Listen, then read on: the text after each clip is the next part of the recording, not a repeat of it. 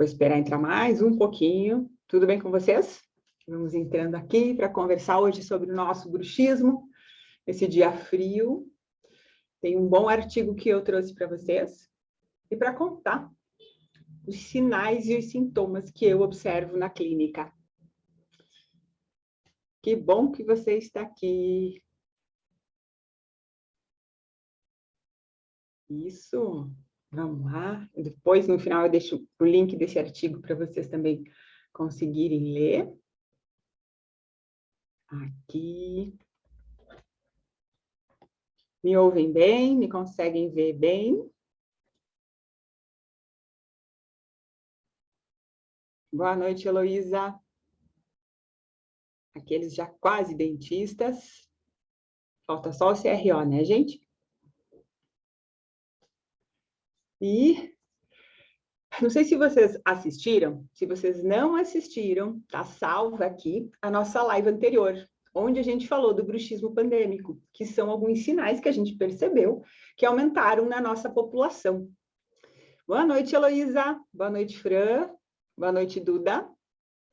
E hoje, devido à repercussão daquela live, eu volto aqui falar com vocês para dizer os 4 sinais que eu olho e que eu estimulo a conversa com o meu paciente na cadeira para saber como é que ele está, para conseguir perceber se o bruxismo dele está evoluindo, tem alguma causa maior, e se eu posso interferir, ou se eu posso, qual a melhor maneira que eu vou usar para que ele desenvolva esse autocuidado. Então, nós vamos falar hoje desses 4 pontos que a gente precisa, ou que eu observo em paciente adulto, criança e adolescente, baseado nesse artigo aqui que vai ficar para vocês aqui recomendado, para que vocês possam ler depois, procurar, e entender um pouco melhor desses sinais, tá? Antes, eu vou dar uma relembrada para vocês do que é bruxismo.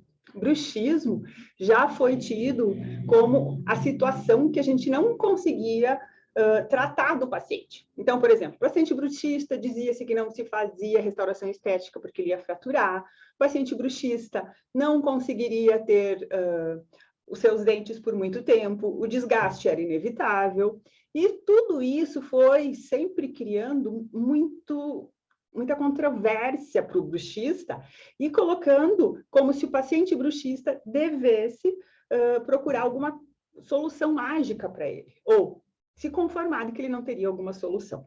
Então, muito comum a gente atender pacientes que já vão te dizer assim, eu sou bruxista, sabe? Então, eu aperto, eu arranjo meus dentes de noite, é por isso que isso acontece comigo, é por isso que eu quebro o meu dente.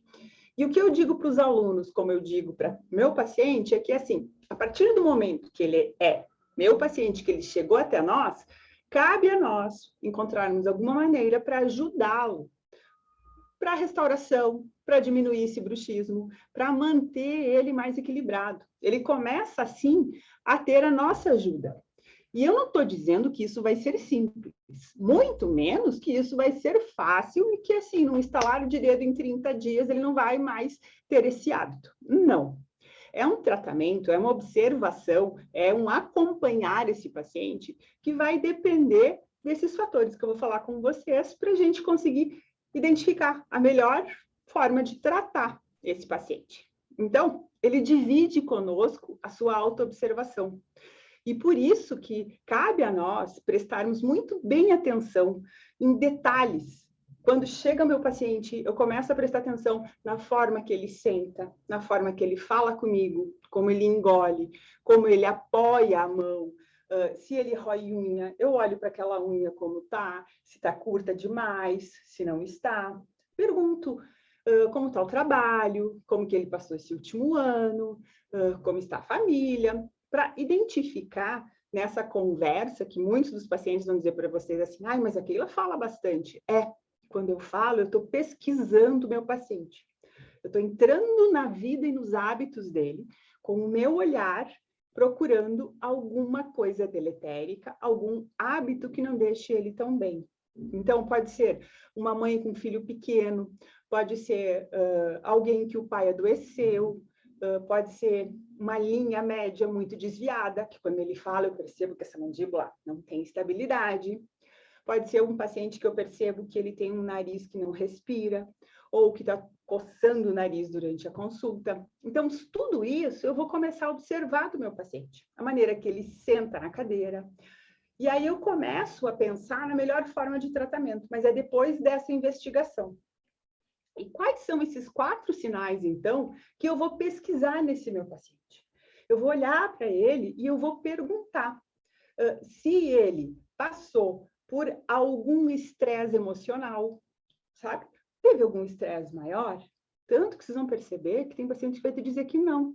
E quando você pergunta assim, nossa, e como está a sua família? Não, eu mudei de cidade agora. Deu, estresse emocional. Uma mudança gera, no mínimo, uma desestabilidade, certo?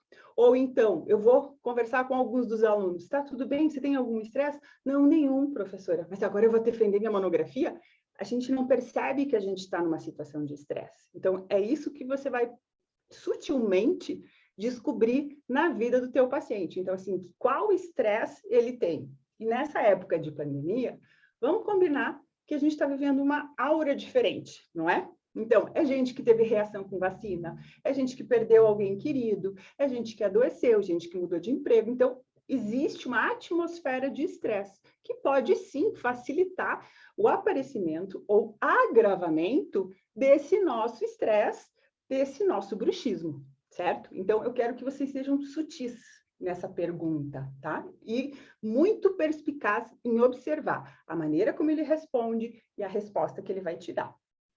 Também, você vai conversar com ele e vai descobrir como é a frequência, com qual frequência ele tem contato com substâncias tóxicas. Você não vai perguntar assim, nossa, com qual frequência você tem contato com substâncias tóxicas? Ele vai dizer nenhum, certo? Mas você vai investigar o consumo do tabaco, o consumo do álcool, o consumo do café, o consumo de medicamentos, o consumo de substâncias que venham de fora, que possam causar algum grau de toxicidade para esse organismo. Então, o que você vai fazer? Nossa, qual é a tua rotina? Tem algum vinho que você toma nesse inverno?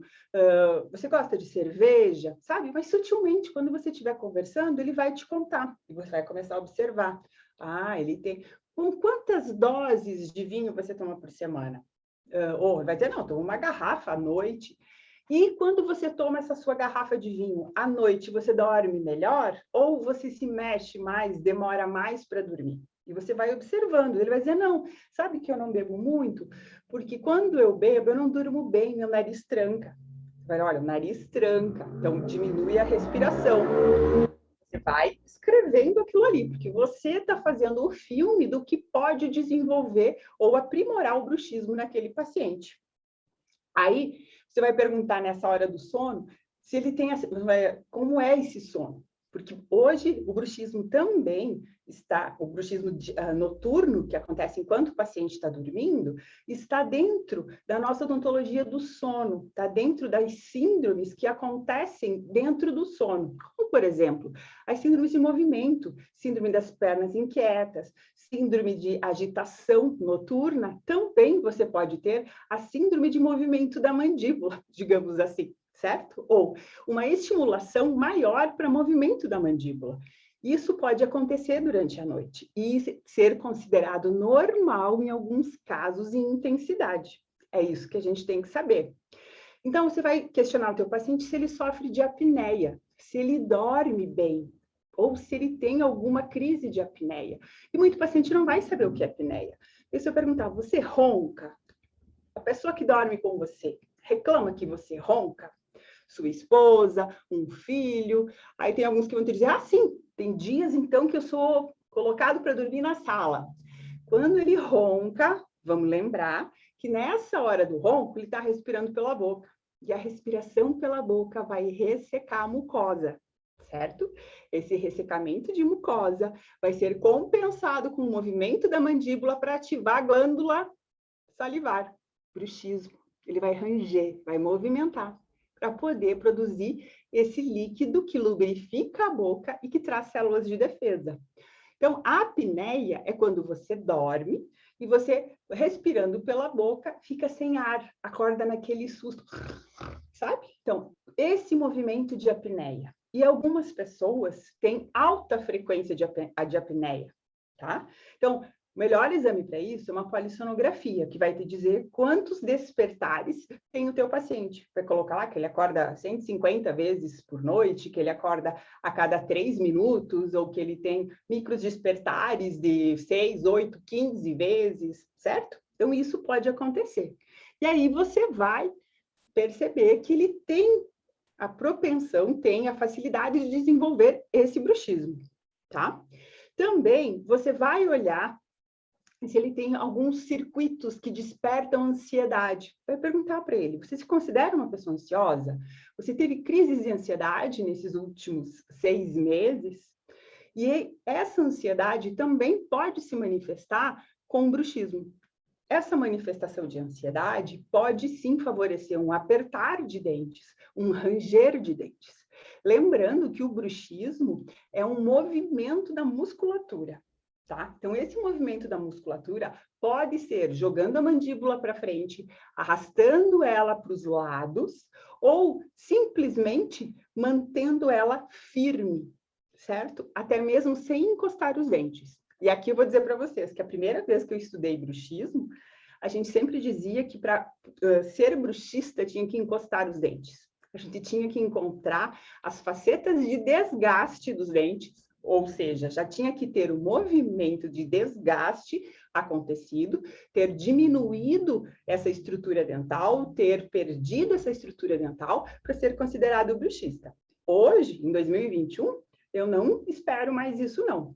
Hoje, eu vou olhar para o meu paciente e vou perceber que pelo tônus da musculatura dele, pela força que ele tem no fechar, as marcas que eu encontro na sua mucosa e na língua já vão me dar indícios que eu posso concluir que ele pode estar realizando, sim, um apertamento, que é o que a gente chama de bruxismo cêntrico. Então, o bruxismo, ele não precisa movimentar a mandíbula, ele pode acontecer com a mandíbula parada, certo?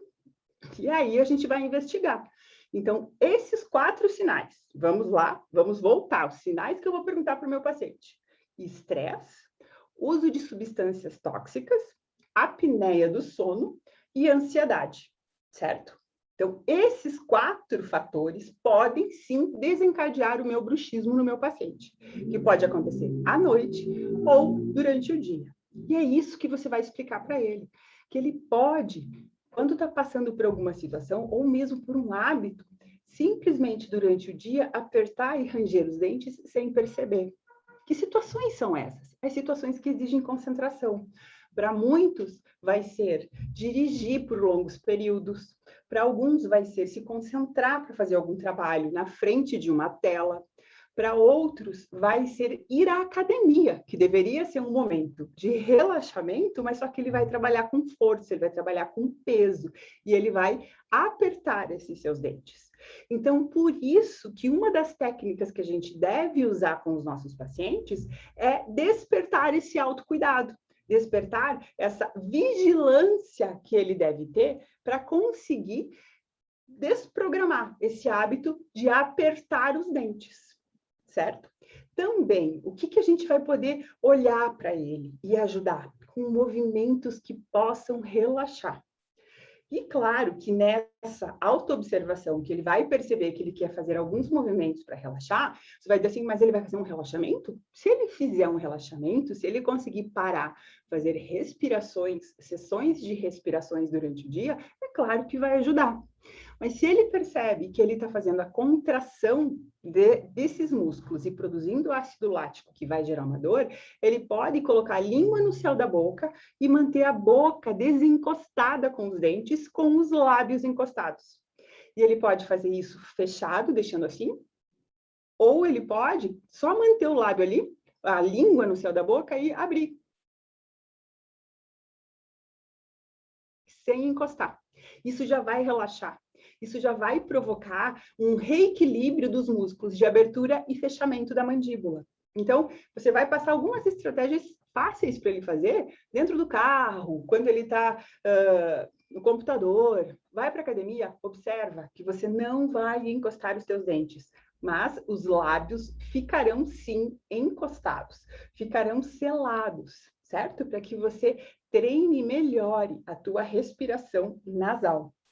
Como eu falei para vocês, a gente também observa alguns sinais em crianças e adolescentes. E cada vez mais também estão vivendo situações que geram estresse, que geram ansiedade. E não cabe a nós imaginar que uma criança, porque é uma criança, não tem algum estresse dela. O estresse dela pode ser a escola, que ela quer voltar, o medo de voltar para a escola.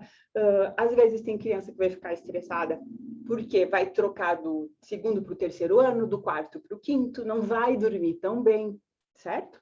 Ou o pai viajou, a mãe viajou, então também pode sim desencadear essa ansiedade. Alguns adolescentes que estão passando pela fase da adolescência, que não estão conseguindo sair, ou que está naquele seu primeiro amor, que tem alguma coisa que não deixa tão bem. Então, a gente também vai observar esses sinais, esses sintomas em crianças e adolescentes. Então, esse sofrimento que eles possam estar passando pode sim gerar um bruxismo. Também pode predominar alguma anormalidade de comportamento, alguma criança mais ativa, mais hiperativa, e pode também ter na criança distúrbio do sono. Então, a gente vai observar para as crianças e adolescentes esses comportamentos que também possam gerar esse estresse para eles e desencadear o bruxismo. E aí, conhecendo estes fatores de risco, a gente pode procurar uma maneira mais eficaz de trabalhar com os nossos pacientes, independente da idade que eles estejam. Esses fatores nos ajudam a buscar na história médica, na história clínica do paciente, outros que possam ter desencadeado e aumentado esse bruxismo. E agora eu vou falar fora do artigo, vou falar baseado na minha experiência. Eu também investigo síndromes ou desequilíbrios que ele possa ter no sistema respiratório, no sistema digestório e no seu processo de alergias, tá? Porque quando ele apresentar alguma obstrução nasal, quando ele apresentar algum processo alérgico, quando ele tiver refluxo, sofrer com azia e até mesmo com síndrome de intestino irritado, ele vai apresentar um bruxismo secundário, que a gente pode discutir até mais para frente, dos tipos que nós vamos encontrar desse nosso bruxismo. Então, é através desses fatores que nós vamos olhar, pesquisar, para que possa ser melhorado a nossa conduta diante do nosso paciente.